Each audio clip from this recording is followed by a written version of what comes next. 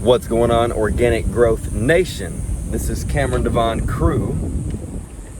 I'm saying, in the convertible tonight, just cruising this trip, Sunday evening. We have the gender reveal party tomorrow.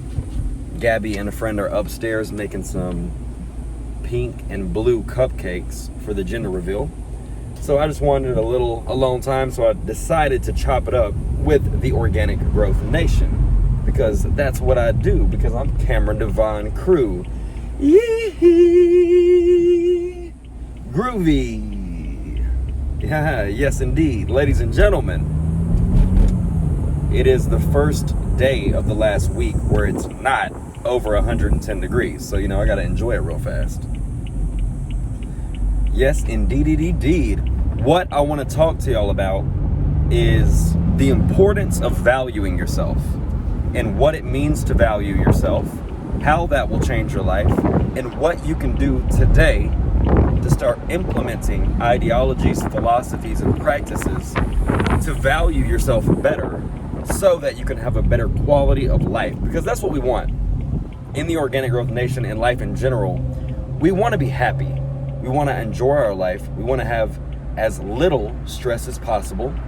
And we want to have as much bliss, carefreeness, and freedom as possible. So let's get into valuing yourself.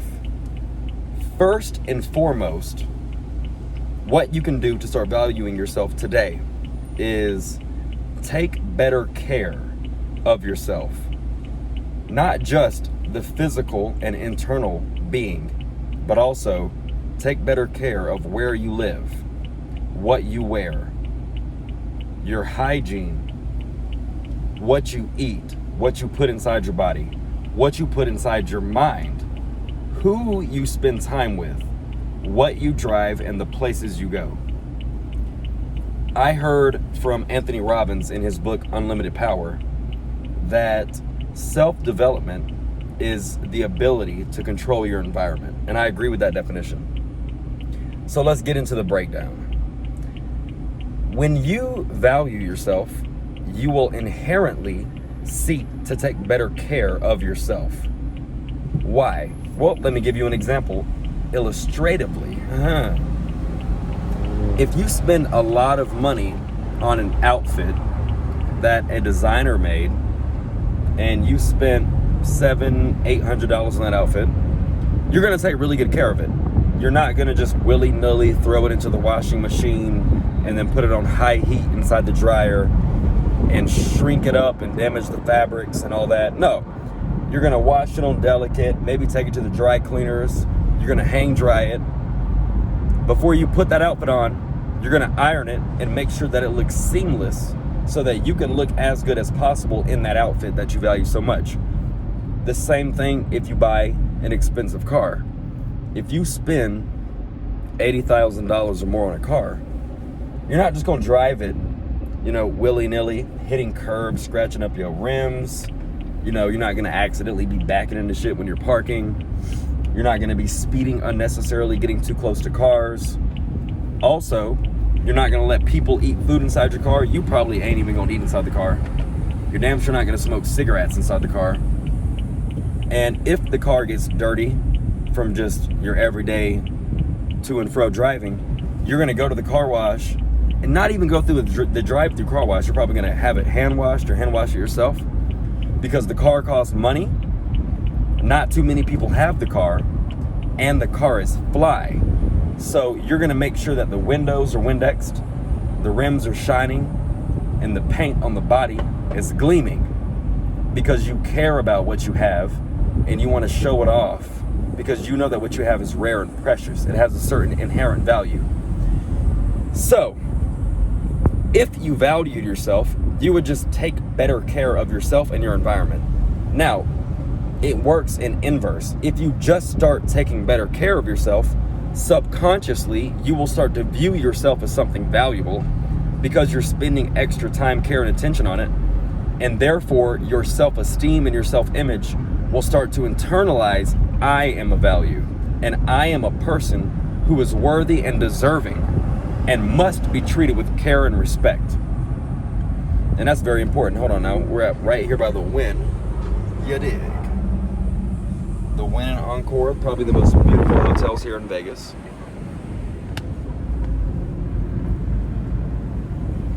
So yeah, the first thing that you want to do every single day when you get up, straighten up your house.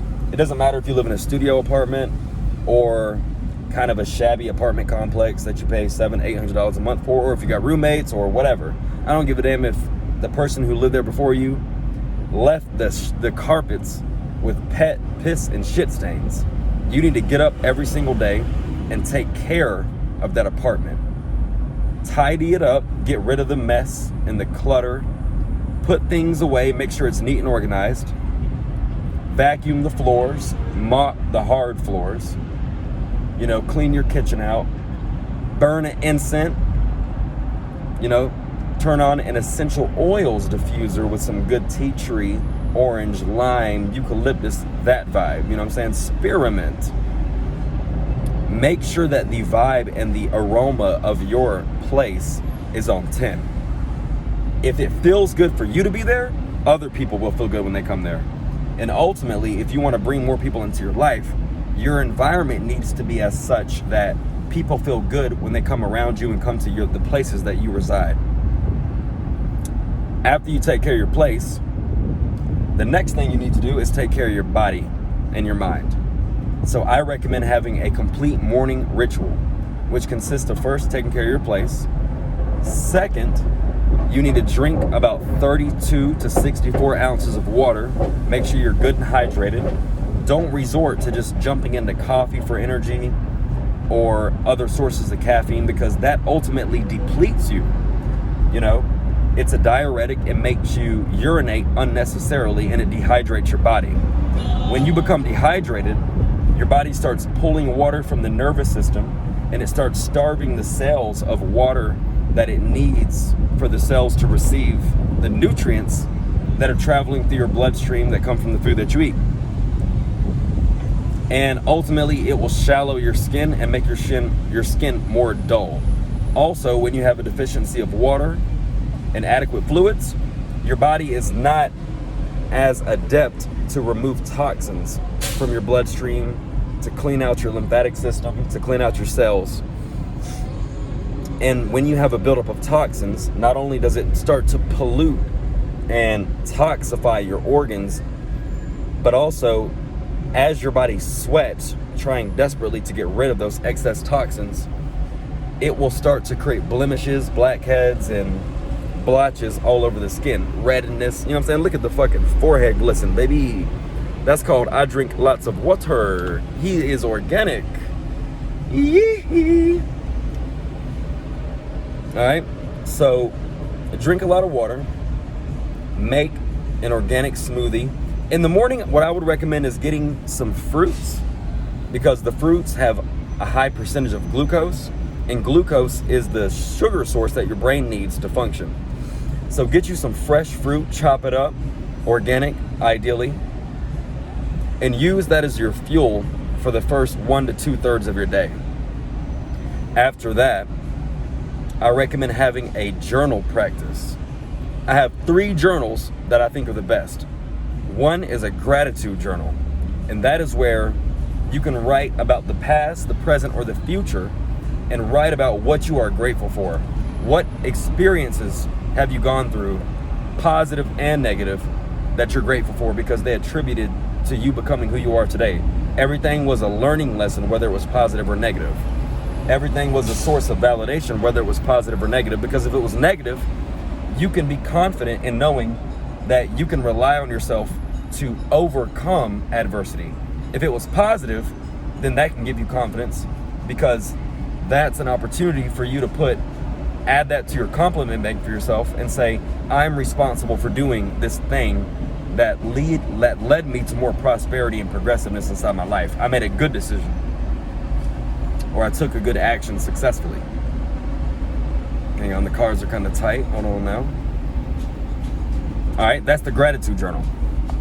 And with the future, if you write about the future, you want to give thanks for that which you want in the future, that which is coming to you, in the sense that you know it is coming. You want to give thanks for the future like it is a part of your reality today.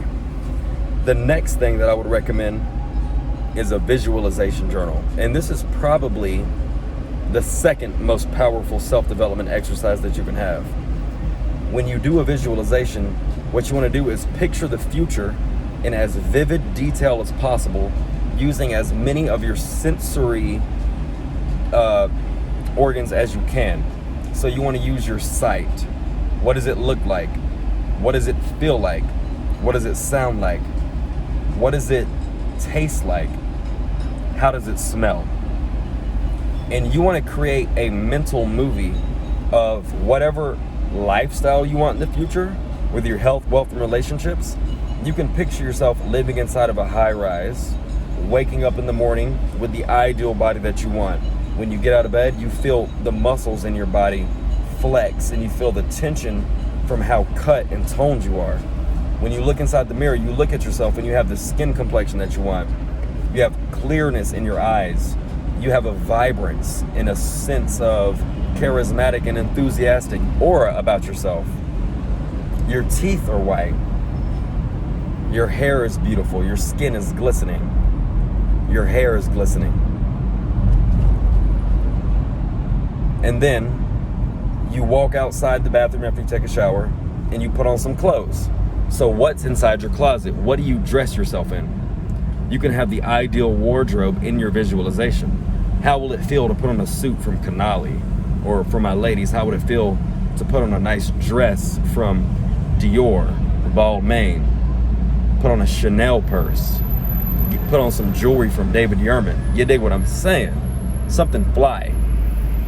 When you walk out into the rest of your house, you can picture what kind of furniture you have in the living room. You can picture those marble floors, granite countertops, smart home system where you talk to Alexa and change the thermostat to 72 degrees so you can be comfortable in the morning. Go into the refrigerator and you're eating the diet that you've always wanted to be eating that you've been falling short of.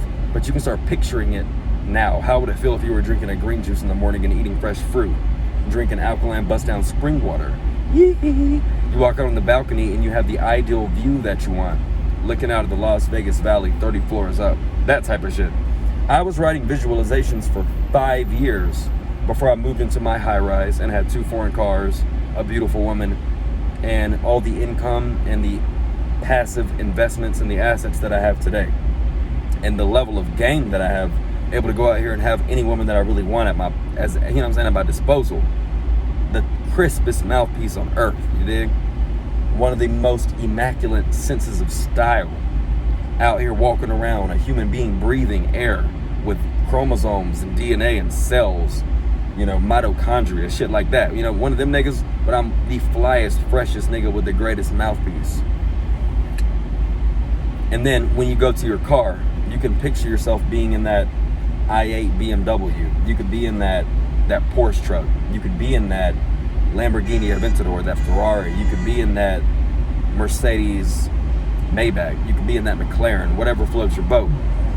You can sit here and picture. I used to picture this when I was driving around in my 2012 Chevrolet Cruze in 2019. I was picturing myself in the convertible BMW, which is what I'm in now.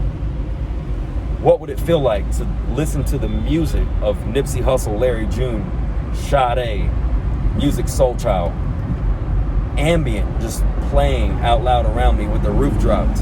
How does it feel to just sink into the leather seats with that beautiful AC blowing over me? You know what I'm saying? When I pull up, how do people look at me and receive me?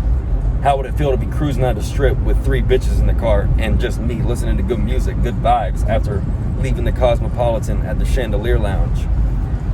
So when you create a extremely vivid picture of the future, then what it'll do it'll compel your subconscious mind to move towards that.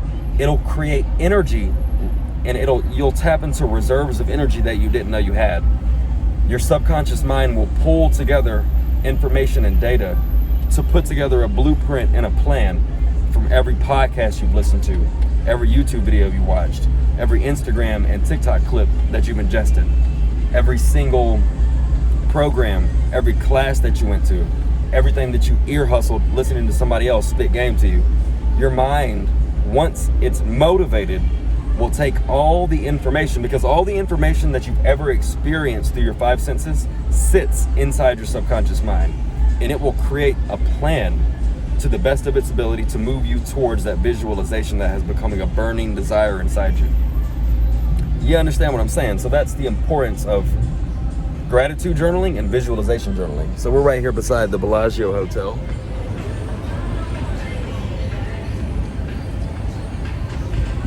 You can see the Cosmopolitan right here. The Aria straight ahead. Paris right here. Eiffel Tower right there. Beautiful, man. I'm out here enjoying the visualizations that I wrote in 2015, 2016, 2017, 2018. In 2018, that's when I started questioning whether or not it was going to work, because I was a mover. And so I had two jobs. I was working in corporate sales, and I was doing moving part-time, just trying to make enough money to live in a decent apartment, because my main job didn't pay me enough. So, and I was working on my credit, trying to get rid of debts and everything from college and credit cards and all that. You know, trying to have extra money to purchase books, pay for home study courses, go to seminars and leadership conferences and workshops. You know, trying to invest in myself. But it was gloomy, because I had been working at that point. I got into self-development in 2012. Damn, this is 6 years later, 2018. And none of this that I've been talking about, thinking about, dreaming about has manifested. I'm gonna show you the Cosmo again. I love this view right here.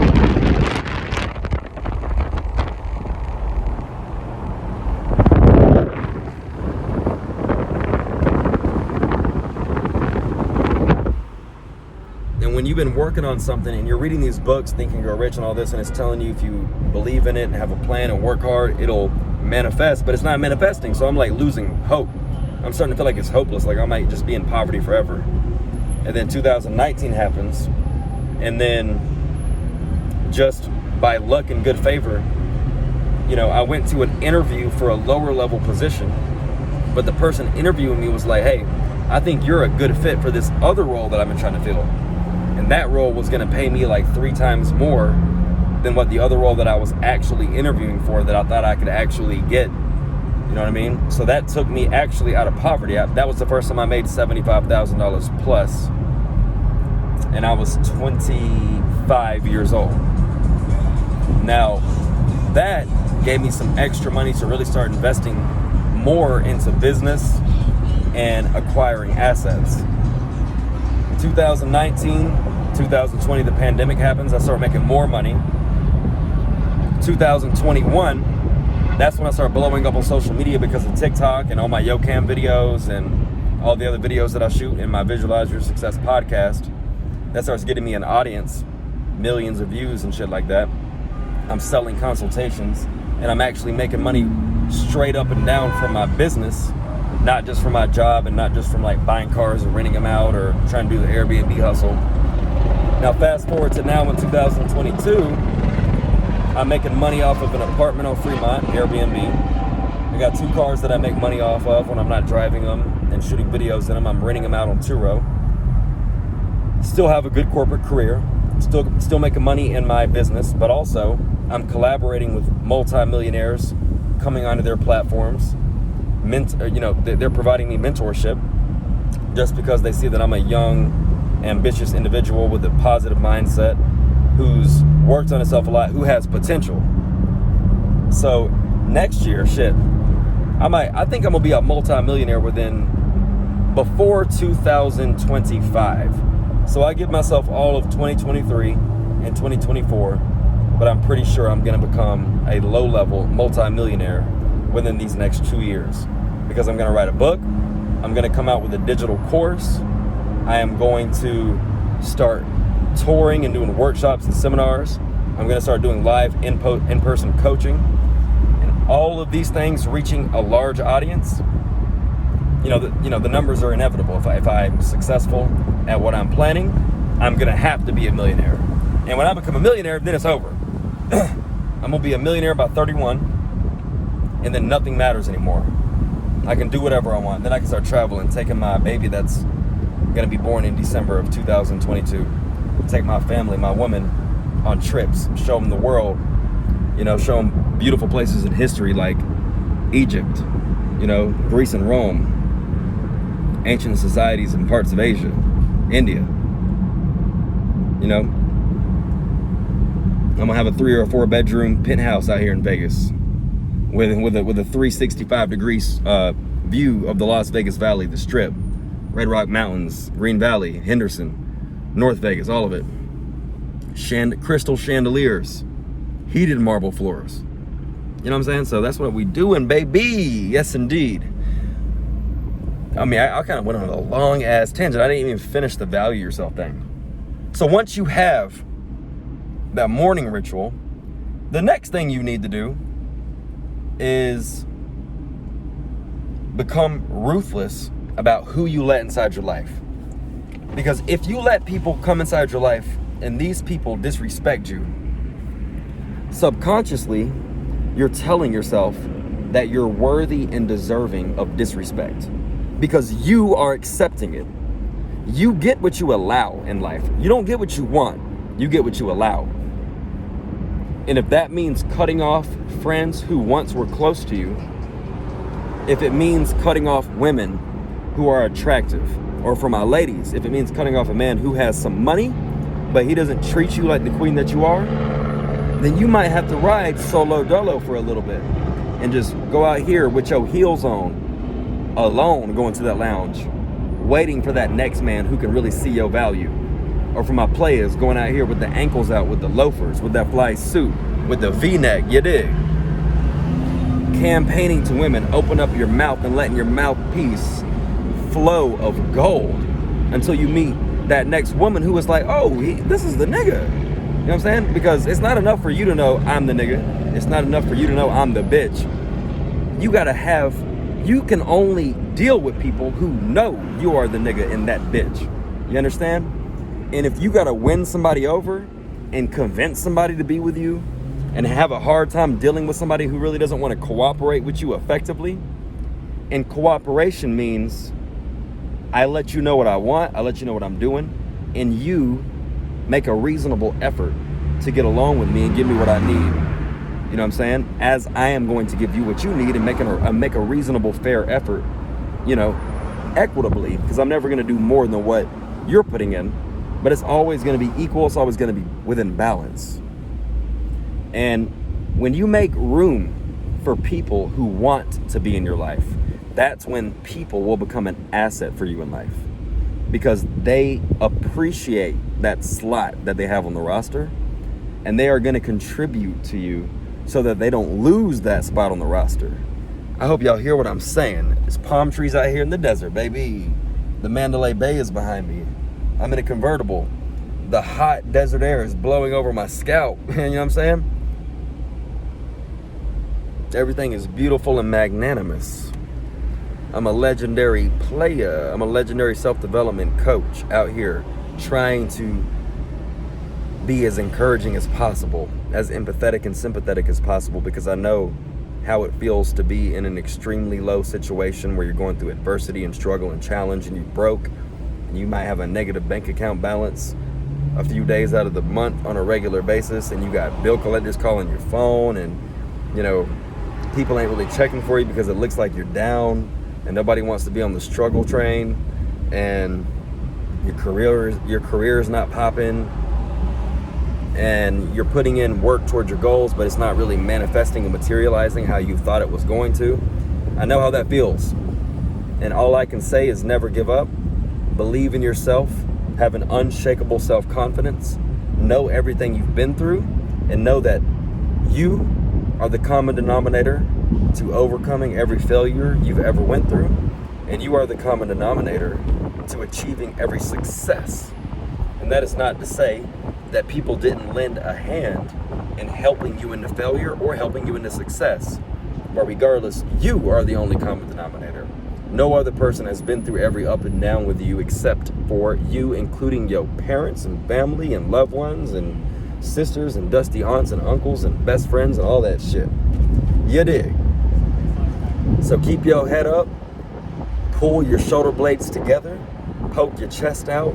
Ladies, show your breasts proudly for the world. Walk with your posture straight. Look up. We don't know anything about looking down over here in Organic Growth Nation. Regardless of what you're going through, all we know is up. All we know is horizons. All we know is that future visualization that is simply waiting on the precipice of our imagination to manifest by the implanted seed of our actions being brought into manifestation through our sheer will and determination. I wish y'all nothing but peace, blessings, prosperity, and happiness. This is Cameron Divine Crew. I know it's dark, y'all can't see me, but wherever you at, stay up.